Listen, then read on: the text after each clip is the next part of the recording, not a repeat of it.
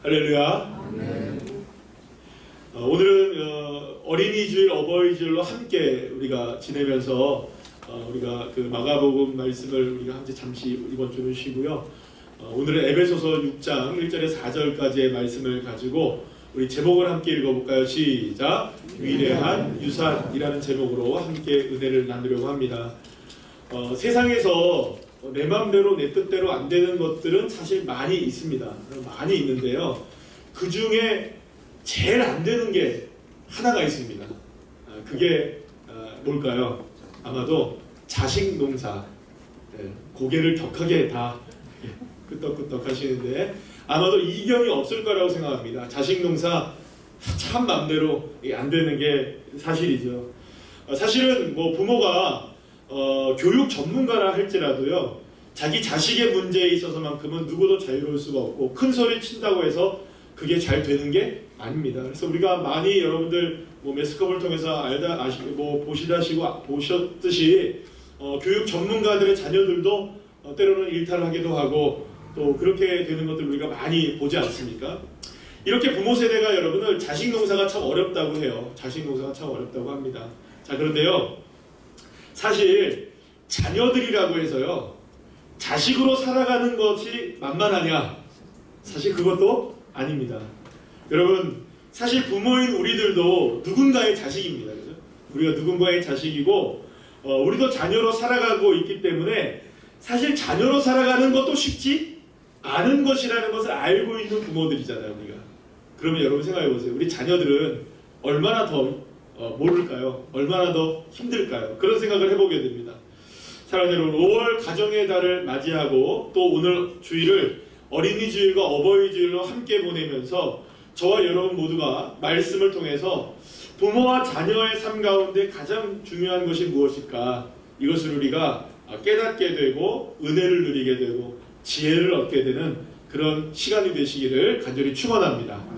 먼저 우리가 함께 생각해 봐야 할 것이 있는데요. 그것은 무엇인가를 누군가에게 맡기려고 한다면 적어도 그 사람을 신뢰해야만 맡길 수 있겠죠. 그렇지 않겠습니까? 아주 작은 거라 할지라도 잠시만 맡아주세요 할 때는 그 사람에게 신뢰감이 있어야만 맡길 수 있다는 거예요.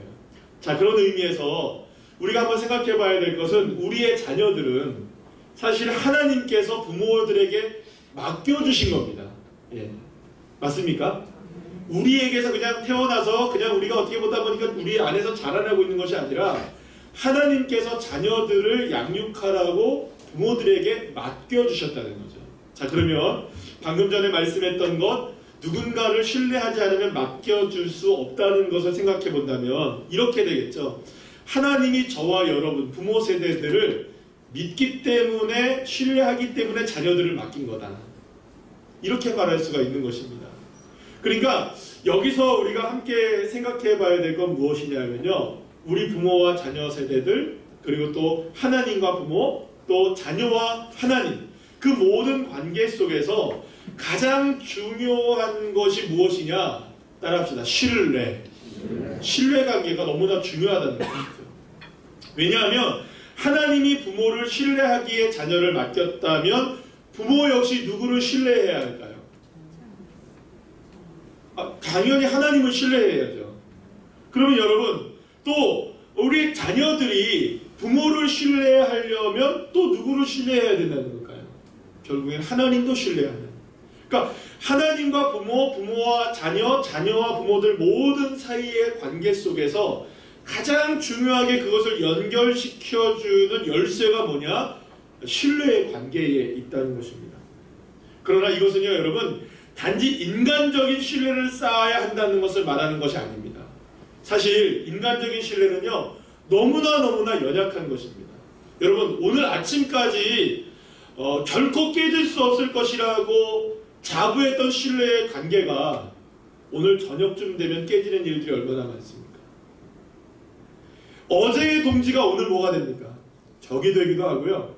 오늘의 동지가 내일 뭐가 됩니까? 적이 되기도 하는. 그러니까 사실 여러분, 세상에서 우리가 신뢰관계로 우리가 쌓아간다, 사실 그거를 믿는다는 것은 너무나 연약한 것을 믿고 있는 것에 불과한다는 것이죠. 여러분, 그렇기 때문에 우리가 한 가지 생각해 봐야 될 건 뭐냐면, 우리 자녀들이 야, 너 내가 태어나게 했으니까, 너 내 뱃속에서 나왔으니까 나한테 순종해야 돼. 여러분, 이런다고 해서 순종되어지는 게 아니라는 것이죠. 내가 너 먹여주고 입혀주고 공부시켜주고 재워주니까 너 나한테 순종해야 돼. 여러분, 이런 관계가 되어서는 신뢰관계가 이루어질 수 없다는 것이죠. 무조건 여러분, 그렇기 때문에 자녀들이 신뢰하고 자녀들이 따라오느냐? 그렇지 않다는 것입니다. 그렇기 때문에 여러분, 적어도 믿음의 가정을 세우기 위해서는 부모와 자녀들, 그리고 자녀와 부모 사이에 쌓아야 할 신뢰의 관계는 결코 인간적인 신뢰의 관계를 쌓아서 이루어지는 것이 아니라, 여러분, 믿음으로만 신뢰가 쌓아져야 된다는 것이죠. 따라합시다. 믿음의 신뢰. 그 신뢰가 있어야 된다는 것입니다. 이 말은 뭘 이야기하느냐? 하나님을 중심을 둔 신뢰. 사랑하는 여러분, 저와 여러분의 가정이 주님을 향한 온전한 신뢰의 관계로 이렇게 견고하게 흔들리지 않게 세워지게 되는 믿음의 명문 가정들 되시기를 간절히 축원합니다. 자, 그런데 이렇게 되려면 여러분, 부모들이 믿음으로 주님을 온전히 바라보며 주님을 온전히 신뢰하며 살아가야만 한다는 것을 우리가 기억해야 합니다. 어쩌면 이것은 주님께서 부모들에게 자녀를 맡겨주신 하나님의 뜻이라고 말할 수가 있어요. 왜냐하면 우리 자녀들을 누구에게 맡겼으니까, 하나님께서 부모들에게 맡겨주셨으니까 우리의 책임이 크다는 것이죠. 자, 먼저 오늘 그런 의미에서 오늘 보면 4절 말씀을 우리 다 같이 함께 읽어보겠습니다. 시작. 또 아비들아, 너희 자녀를 노엽게 하지 말고 오직 주의 교훈과 훈계로 어떻게 하라고요? 양육하라. 훈계로 양육하라. 자, 여러분 보세요. 우리의 자녀들이 노여워하지 않고 부모의 말에 순종하기를 원하십니까? 아멘? 당연한 말씀을 물어보고 계세요. 그죠? 여러분, 자, 그런데요, 여기 제가 오늘 이 말씀을 읽으면서 그런 생각을 했어요. 하나님이 뭐 걱정이라고 말하기는 그렇지만 하나님이 좀 자녀들을 바라보시면서 걱정하시는 게 하나가 있는 것 같아요. 우리 자녀들이 늘 뭐라 그러게, 오늘 본문의 말씀을 통해서 보면 노여워하고 있는 것 때문에 걱정하고 있는 것 같아요. 여러분, 자녀들이 노여워하는 것 같습니까? 아닌 것 같습니까? 여러분들의 자녀 어떠십니까? 노여워합니까? 안 노여워합니까? 여러분 대답을 잘 안 하셔도 괜찮습니다. 뭐 이미 마음으로는 다 끄떡끄떡 하고 계실 테니까. 예. 여러분, 저도 이제 자녀를 키우고 여러분들도 자녀를 많이 이제 키우시고 계시는데요. 우리가 생각해 봐야 될 거, 우리 자녀들은요, 근본적으로 그런지 모르겠는데요, 엄마 아빠가 뭘 얘기를 하면 무조건 반대하고 봅니다. 그죠? 여러분, 우리 집안의 야당은 누굴까요? 자녀들이에요. 그죠? 철저하게 야당입니다. 철저히 야당이 되어지더라고요. 뭐 우리 집 얘기하는 겁니다. 그죠? 우리 집 얘기만 하는 건 아니고요. 모든 가정들이 아마 다 그럴 거라고 생각이 들어요. 근데 저도 생각해보면 어렸을 때 아버지가 뭘 얘기하시고 어머니가 얘기하시면 무조건 그걸 반대했어요. 무조건 반대. 아, 뭘 그런 얘기를 하세요. 뭘 그렇게. 그러니까 어떻게 보면 이 말이 맞는 것 같아요. 자녀들은요, 부모들에 대해서 늘 언제나 노여워하고 있는 것 같아요. 뭔가 이렇게 늘 반대를 하고 있고. 여러분, 공감이 되시죠? 아무렇지도 않은 걸 얘기 딱 했는데 갑자기 화를 확 내요. 그럼 내가 뭘 했죠? 그럴 때 많습니까? 없습니까? 자, 그런데 어떻게 보면 우리의 자녀들의 모습들을 보게 되면 그런 모습들이 우리에게서 사실은 우리도 그런 삶을 살아갔을 때가 많다는 것을 알게 되죠. 자, 그런데요, 여기 오늘 본문의 말씀을 보게 되면 부모는 자녀들을 어떻게 해야 된다고요? 오직 주의 교훈과 어떻게 해요? 훈계로 양육하라. 훈계로 양육하라. 이는 자녀들의 삶의 질이요, 자녀들을 향한 부모의 영적 교육에 달려있다는 것을 분명히 말하고 있어요. 여러분, 분명히 보십시오. 오직이라고 썼어요. 오직이라는 말을. 바울은요, 이 에베소서 6장 4절 말씀을 쓸 때 그냥 뭐 이것도 저것도 괜찮습니다 라고 쓴 게 아니라 오직 양육해야 될 한 가지 기준이 있다. 그것이 뭐냐? 주님의 교훈과 훈계다. 주님의 교훈과 훈계를 가지고서만 영적으로 자녀들을 가르치고 그들을 훈계할 때 이 자녀들의 노여움이 사라진다. 그런데 여러분, 성경에서 자녀들의 양육의 지침과도 같은 일명 쉐마 교육이라고 하는 부분이 있는데, 이게 신명기 6장의 말씀인데요.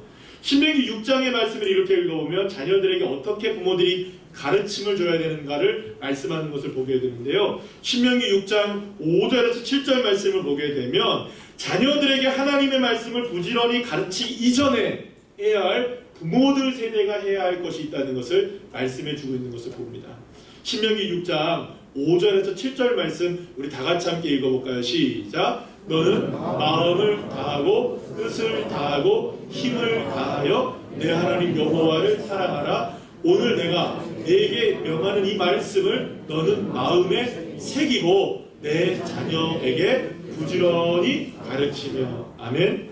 사랑하는 여러분, 주님의 말씀과 교훈으로 자녀들을 훈계하고 가르치기 이전에 부모 세대인 내가 먼저 마음을 다하고 힘을 다하여 누구를 사랑해야 된다? 하나님 여호와를 사랑해야 되는데, 그냥 사랑하는 게 아니라 마음에 어떻게 하라고요? 새기며 사랑. 마음에 새기며 사랑해야 한다는 것을 말씀하고 있는 거예요.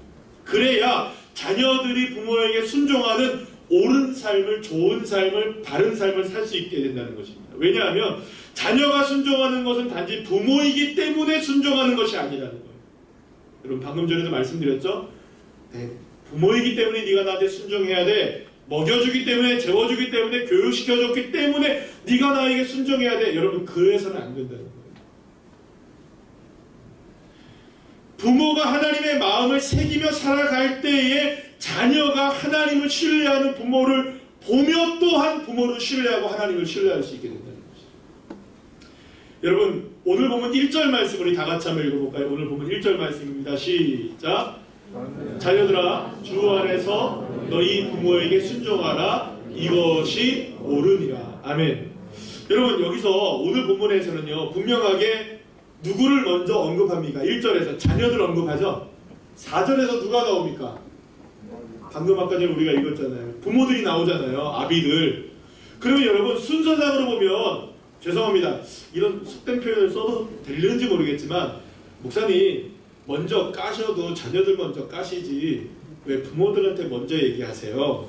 우리 부모가 어땠다고요? 얘기할 수 있습니다. 자녀들이 얼마나 문제가 많습니까? 그렇죠? 얘기도 못하겠고, 아니라고도 못하겠고, 그렇다고도 못하겠고. 근데 왜 먼저 자녀들을 얘기 안 하시고 왜 부모 먼저 얘기했을까? 자, 오늘의 본문 1절 말씀을 보게 되면요, 그 의미가 분명하게 드러나게 되는 것을 보게 돼요. 자, 1절 말씀 다시 한번 읽어볼까요? 시작! 자녀들아, 주 안에서 너희 부모에게 순종하라. 이것이 옳으니라. 그러니까 부모에게 순종하는 것이 옳다고 얘기하고 있는 거예요. 자, 그런데 여기서 말하고 있는 옳다, 옳게 행한다, 옳다라는 이 말의 헬라어인 디카이오스라는 말은 그 어원을 찾아 들어가다 보면은 두 가지가 합성된 의미가 나와요. 하나는 뭐냐면 보이다라는 의미가 있어요. 그러니까 보여진다는 의미겠죠? 또 하나가 뭐가 있냐면 견본이라는 뜻이 있어요. 견본. 따라합시다. 견본. 그러니까 여러분 잘 생각해 보세요. 부모에게 자녀들이 순종하려면 뭔가 보여진 게 있어야 된다. 뭔가 견본이 있어야 그것을 따라갈 수 있는 존재가 누구라는 겁니까? 자녀들이라는 거예요. 자녀들이 그냥 순종할 수 없다는 거예요. 근데 특별히 누구 안에서 순종하래요? 주님 안에서 순종해야 되는데, 부모들 세대가 부모들이 주님 안에서 순종하는 견본이 되어지고, 부모들이 주님 안에 순종하는 모범이 되어지고 보여진 게 있어야 자녀들도 부모에게 뭘 할 수 있다는 겁니까? 순종할 수 있다는 겁니다.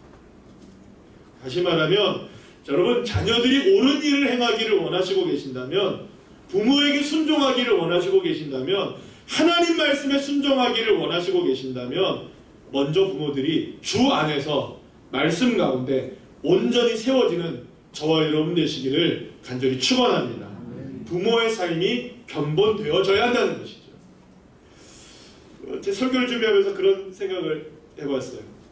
이제 저희 아버님이 예전에 계실 때 늘 언제 과자 봉지 같은 거를 이렇게 보시면, 여러분 과자 봉지 있잖아요. 과자 봉지나 앞에 이런 종이 같은 게 있으시면 꼭 이거를 이렇게 접으세요. 이렇게 접으셔가지고, 이렇게 여러분들 접는 거 아시죠? 이렇게 접으셔가지고, 이렇게 접어가지고 꼭 가만히 보시면 이렇게 하고 계세요, 혼자. 아시죠, 여러분들? 이렇게. 그래가지고 툭 던져놓으세요. 항상 이렇게. 근데 언젠가 저를 보니까요, 저도 똑같이 과자 봉지만 보면 이러고 있더라고요. 이렇게 접고 있더라고요, 이렇게. 근데 더 재밌는 장면을 봤어요. 그 후에 얼마 있다가 보니까요, 제 딸도 똑같이 그거를 과자 먹고 나서 봉지를 이렇게 접고 있더라고요. 전 누구한테 배웠을까요? 저희 아버님께 배웠겠죠. 그리고 제 딸은 누구한테 배웠을까요? 아빠를 보고 배웠겠죠. 여러분, 아주 작은 것이지만 자녀들은 부모를 통하여 배웁니다. 사실은요, 부모에게서 배우지 않는 것들이 없습니다. 좋은 것들도 배우고 나쁜 것들도 다 배웁니다. 여러분 어떻습니까? 여러분들의 자녀들은 지금 여러분들의 무엇을 보고 배우고 있을까요? 부모는 자녀의 견본임을 잊지 마시기를 간절히 소망합니다. 그렇기 때문에 부모된 저와 여러분이 자녀들에게 믿음의 견본으로서 제대로 보일 수 있게 될 때, 그것은 자녀들 역시 하나님을 신뢰하는 자녀들로 온전히 세워질 수 있는 길이 열려지게 된다는 것이죠. 무엇보다 부모는 하나님께서 하신 약속이 우리의 영혼과 인생 가운데 이루어지고 있다는 사실을 자녀들에게 고스란히 보여주는 사람이라는 것을 잊지 말아야 하는 것입니다. 결국 자녀는 부모가 살아가는 모습, 그러니까 말하고 행동하고 기도하고 찬송하고 일 처리하는 모습, 그리고 또 신앙생활하는 모습, 사람들과 대화 나누는 그 모든 모습, 일상을 통해서 하나님께서 일하시는 것을 우리의 자녀들이 보고 자란다는 것이죠.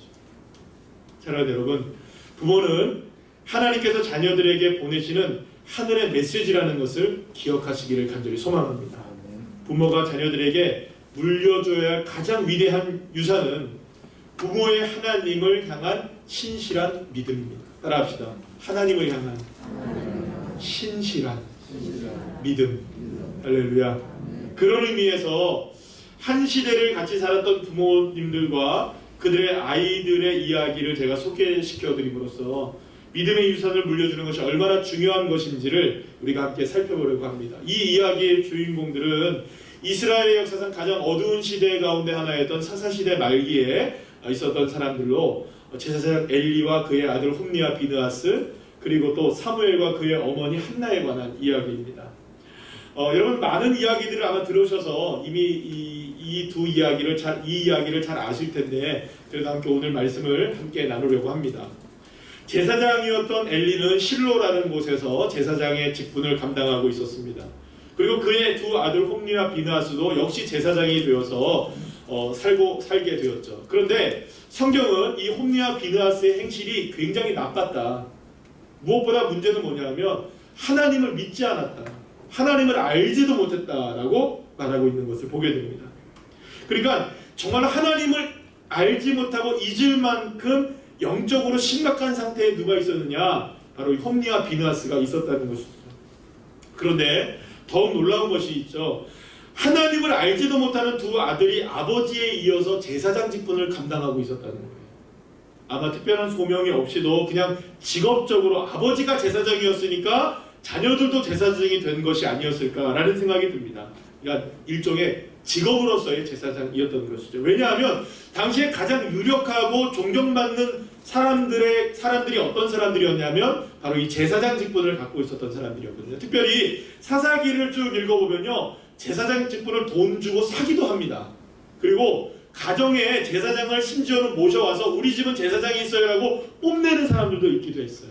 그러니까 제사장이 얼마나 그 당시에는 유력한 사람이 된 것인지 우리가 생각해 봐야 돼요. 그러니 여러분, 내 아들이 제사장이 됐다. 아버지가, 여러분 이런 거랑 똑같아요. 요즘 시대로 말하자면 그것이 요즘 시대는 그게 어떤지 모르겠지만 아버지가 판사인데 두 아들도 뭐라는 겁니까? 판사. 이런 식으로 생각할 수 있다는 것이죠. 그런데 여러분, 당시의 제사장으로서 이렇게 유력한 존재로 살아갔던 이 홈리와 비느하스는 늘 자신의 사리사욕을 채우기만 급급했습니다. 어떤 일들이 벌어지게 되냐면요, 하나님 앞에 드려질 제물이 있잖아요. 그러면 제물을 갖고 오면, 특히 이제 송아지 같은 걸 갖고 온단 말이에요. 그러면 송아지를 갖고 오게 되면 삶아서 혹은 튀겨가지고 기름에 튀겨서 그것을 태우게 되고 그것을 제사로 드리게 됩니다. 자, 그런데 그렇게 이 고기를 갖고 왔을 때 이 제사장이었던 홈리와 비느하스가 사람들을 시켜서 뭐라고 얘기를 하냐면, 야야야야, 그 등심이야 맛있겠더라. 야, 그거 좀 이렇게 나 좀 줘. 야, 요번에 뭐 안심 보니까 괜찮겠더라. 야, 그거 나 좀 줘. 무슨 말입니까?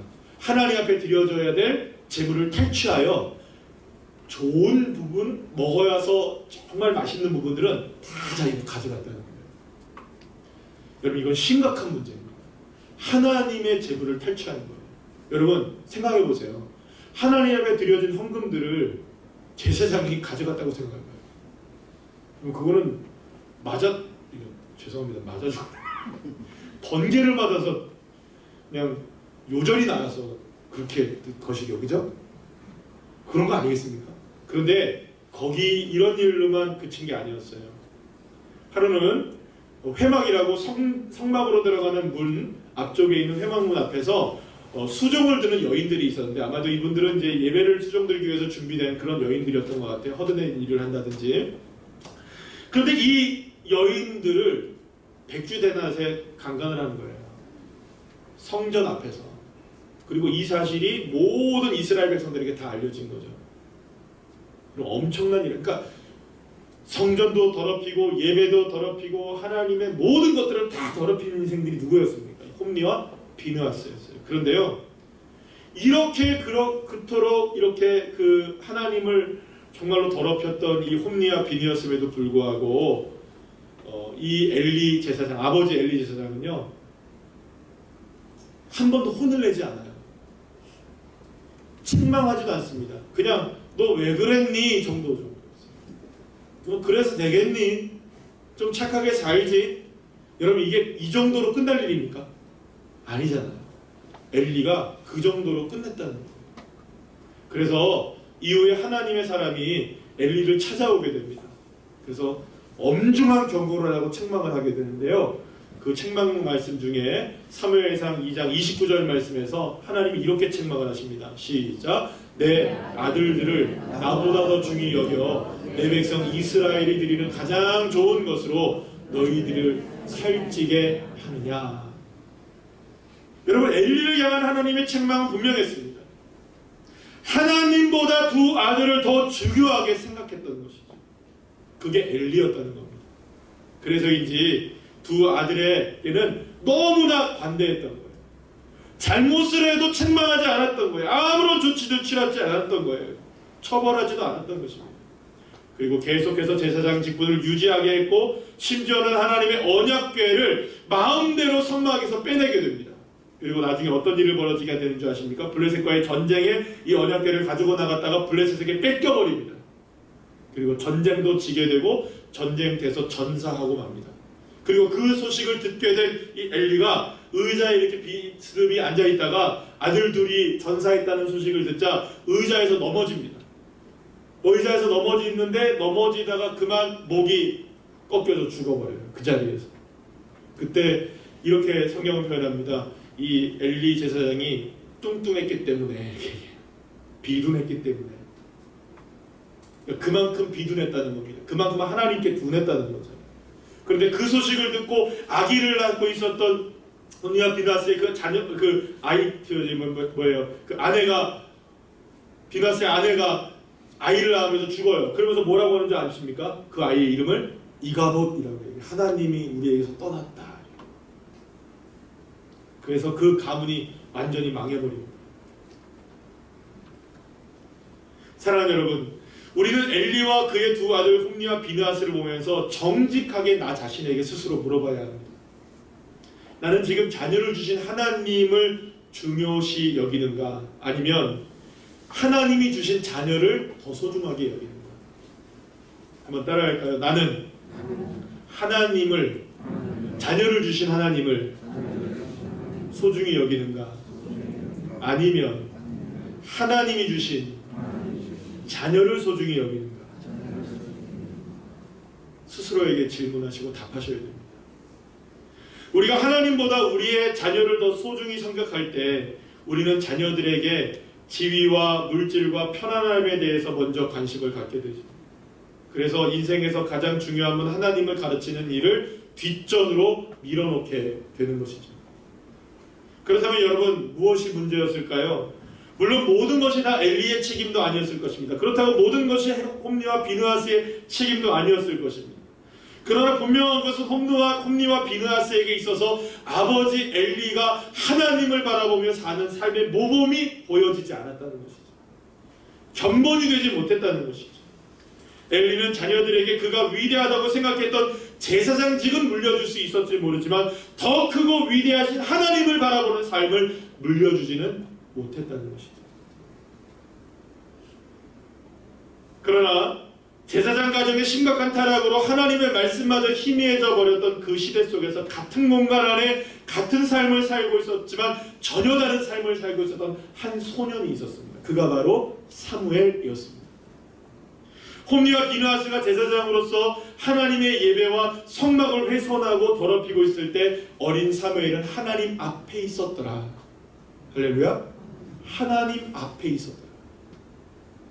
홈리와 비느하스가 겉으로 볼 때는 제사장이라는 높은 지위에 있었지만 하나님을 등지고 살아가고 있을 때 계속해서 죄를 쌓고 있었지만 어린 사무엘은 하나님 앞에서 예배하며 말씀을 듣고 주님을 만나는 삶을 살고 있었던 것이죠. 자, 그렇다면 부모를 떠나 살고 있었던, 홀로 살고 있었던 이 사무엘이 어떻게 홈리와 비느하스처럼 살지 않고 위대한 하나님의 사람으로 성장해 갈 수 있었을까? 그 뒤에는 믿음의 어머니 한나가 있었던 것입니다. 한나는 하나님께 간절히 기도한 후에 기도로 사무엘을 얻게 됩니다. 그리고 한나는 이렇게 귀하게 얻어진 이 사무엘을 젖을 떼자마자 자신이 서원한 그대로 엘리 제사장에게 맡겨서 하나님 품에서 자랄 수 있도록 맡기게 됩니다. 그 후에 이 어린 사무엘은 제사장 엘리 앞에서 여호와 하나님을 섬기는 삶을 살게 되어지죠. 사랑하는 여러분, 한나가 이렇게 이 자신의 소중한 아들을, 그토록 원했던 그 소중한 아들을 젖을 떼면서 하나님 앞에 드릴 수 있었던 것은 사무엘보다 사무엘을 주신 하나님이 더 귀했기 때문인 것이죠. 그토록 소중한 존재를 허락하신 하나님이 더 귀중했다고 생각한 것이 한나의 믿음이었던 것입니다. 사실 한나가 사무엘에게 물려주었던 것은 딱 하나예요. 겉옷 한 가지였습니다. 작은 겉옷이죠. 어린아이가 입는 겉옷. 그런데요, 하나님은 이 사무엘을 세마포 에봇을 입게 하셔요.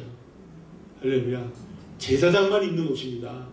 이 어린아이가 무엇이기에 제사장이 입는 이 에봇을 입을 수 있겠습니까? 하나님이 입혀주신 줄로 믿으시길 바랍니다. 그뿐입니까? 한나가 기도하고 한나가 하나님 앞에 늘 사무엘을 위해서 기도했을 때 이후에 사사시대의 모든 잔재들을 끊어버리고 이스라엘의 왕조를 세울 뿐만 아니라 위대한 왕 다윗까지도 세우게 되는 그런 놀라운 믿음의 사람으로, 정말 놀라운 선지자로 이 사무엘이 서게 되는 줄로 믿으시길 바랍니다. 사랑하는 여러분, 저는 이 시대에 한나의 삶은 우리들에게도 계속된다고 보여집니다. 그러나 반대로 엘리의 삶도 우리에게 그대로 펼쳐져 있는 것이죠. 여러분, 그렇다면 무엇이 우리가 한나의 삶이 될 수도 있고 엘리의 삶이 될 수도 있게 하시는 걸까요? 그것은 바로 자녀를 주신 하나님을 인정하고 자녀를 하나님께 드리는 사람은 오늘날의 한나가 되어지는 것입니다. 여러분들이 모두가 다 한나의 삶이 되시기를 간절히 축원합니다. 자, 그러나 하나님보다 자녀들을 더 소중히 여기고 자녀들에게 물려줄 유산이 믿음이 아니라 세상의 것이라고 여전히 생각하고 있다면 우리들은 엘리의 삶을 이 시대에 살아가고 있는 것이죠. 사랑하는 여러분, 우리의 자녀들은 우리 부모들을 볼 때 별로 말 안 하는 것 같죠. 늘 부모들에게 차갑게 대하는 것 같죠. 그런데 여러분, 자녀들이 영적으로 울부짖고 있다는 것을 기억하셔야 됩니다. 영적인 울부짖음이 있다는 것을 기억하셔야 돼요. 무슨 말이냐? 자녀들은 정말로 부모 세대가, 부모님들이 하나님의 말씀대로 살아가는 것을 보기를 원한다는 것이죠. 하나님의 뜻대로 살아가는 것을 보기를 원한다는 것이죠. 여러분, 자녀들에게 기도하라고 말하기 이전에 여러분들은 기도하셨습니까? 자녀들에게 예배하라고 말하기 이전에 여러분들은 예배하셨습니까? 여러분, 자녀들에게 말씀 읽으라고 똑바로 살라고 말하기 이전에 여러분은 말씀대로 똑바로 살고 계시나요? 영적인 갈망을, 우리가 자녀들의 영적인 갈망을 볼 수 없을 때 자녀들은 세상의 가치를 더 높게 바라보는 자녀들로 자라날 수밖에 없게 되는 것이죠. 여러분, 만약 홈리와 비느하스가 아버지 엘리의 신실한 믿음을 보고 자랐다면 그들의 인생이 그토록 망가질 수 있었을까요? 반대로 만약 사무엘이 어머니가 기도하는 모습을 보지 못하고 자랐다면 여러분, 사무엘은 정말 위대한 선지자가 될 수 있었을까요?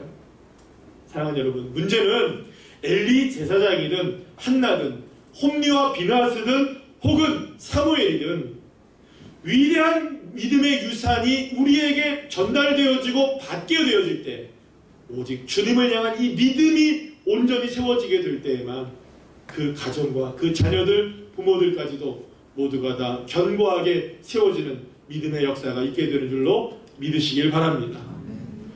엘리의 두 아들이 죄를 지었을 때 하나님의 사람이 엘리 제사장을 찾아왔다고 말씀드렸습니다. 그런데 그때 한 가지 말씀을 더 합니다. 오늘 이 말씀에 우리가 주의를 기울이시고 집중해야 합니다. 어쩌면 홈리와 비느하스의 삶, 그리고 사무엘의 삶, 엘리와 한나의 삶이 나눠지게 된 이유가 여기에 분명히 있기 때문이죠.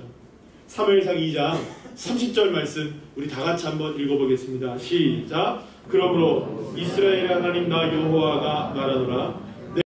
내가 전에 내 집과 내 조상의 집이 내 앞에 영원히 행하리라 하였으나 이제 나 여호와가 말하노니 결단코 그렇게 하지 아니하리라. 나를 존중히 여기는 자를 내가 존중히 여기고 나를 멸시하는 자를 내가 경멸하리라. 사랑하는 여러분, 하나님을 존중히 여기면 하나님도 저와 여러분과 자녀들을 존중히 여겨주시는 줄로 믿으시길 바랍니다. 자, 그런데 우리가 하나님을 멸시하면 하나님도 우리를 경멸하실 수 있으십니다. 이게 기준이 되어야 되는 거겠죠. 그래서 여러분, 마지막 구절의 본문 말씀을 다시 한번 읽어볼까요?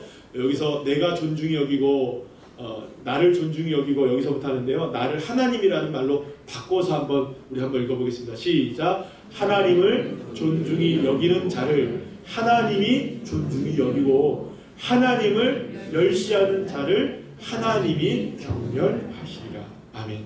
사랑하는 여러분, 저와 여러분에게 있어서 정말로 존중하는 것은 우리의 자녀입니까? 아니면 하나님이십니까?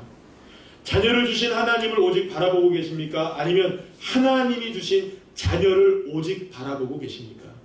자, 그런데 오늘 말씀을 들으면서 이렇게 생각하시는 분들이 계실 거라는 생각이 들었어요. 이제 나는 늦었지. 우리의 자녀들 이미 다 커버렸고 이제는 자기 앞가림 자기들이 할 나이고 이제는 부모들이 뭐라고 얘기해도 씨알도 안 맥혀 들어가고 뭐라고 얘기해도 어머니 가만히 계세요, 아버지 가만히 계세요, 이렇게만 우리의 자녀들이 얘기하는데 이제 뭐 자녀들 언제 교육시키고 언제 이렇게 할까 생각할 수 있습니다. 자, 그런데 여러분, 그래서 말씀을 드리는데요, 오늘부터 시작하시면 됩니다. 아멘이시죠? 오늘부터 여러분이 견본이 되세요. 믿음의 견본이 됩시다. 따라합시다. 믿음의 견본이 되자. 내가 하나님을 신뢰하는 마음으로 오늘을 살기 시작하면 놀라운 것은요, 주님의 역사는 어제까지 변하지 않고 오늘까지 변하지 않았다가 오늘 점심시간 이후부터 변할 수 있게 하시는 분이 누구십니까? 전능하신 여호와 하나님. 믿으십니까? 전제가 있습니다. 내가 마음에 주님 새기고 살아야죠. 아멘이십니까? 그래서 늦은 게 아니에요. 믿음의 위대한 유산을 물려주는 것은 늦은 것이 아니에요. 그러나 여러분, 적어도 우리가 한 가지는 기억하셔야 돼요. 신앙이 강요되어져서는 안 됩니다. 이 말은 신앙을 그냥 믿든지 말든지 내버려 두라는 말이 아니라 믿어라 믿어라 해서 믿는 게 아닌 거예요. 내가 잘 믿어야죠. 내가 온전하게 먼저 본을 보여야죠. 묵묵하게 기도하는 모습을 보이시면 우리 자녀들도 기도 따라합니다. 묵묵하게 주님 바라보는 삶을 그 어려운 순간 속에서도 주님을 의지하고 살아가시면 자녀들도 주님을 의지하고 살아갑니다. 가장 위대한 유산이 뭔지 아십니까? 따라합시다. 주 예수보다 귀한 것은 없다. 믿습니까? 주 예수보다 귀한 것 없습니다. 그 믿음을 가지고 살아갈 때 하나님은 역사하시기 시작하시는 거죠. 그런데 여러분, 오늘 보면 3절 말씀으로 제가 말씀을 마무리하려고 하는데 어떤 놀라운 역사가 있느냐? 우리 다 같이 한번 읽어볼까요? 시작! 이로써 내가 잘 되고 땅에서 장수하리라. 할렐루야. 아멘. 잘 된다니까 이제야 아멘이 많이 나오시네요. 장수한다니까 이제야 아멘이 좀 나오시네요. 사랑하는 여러분, 주님 앞에 저와 여러분이 견본되어지는 믿음 되어지고, 그리고 그 믿음을 따라 살아가면 하나님이 이로써 잘되게 하시고 장수하게 하시고 형통하게 하시는 하나님의 축복의 주인공도 우리의 자녀들, 저와 여러분, 우리의 가정들, 우리 교회 되시기를 간절히 축원합니다.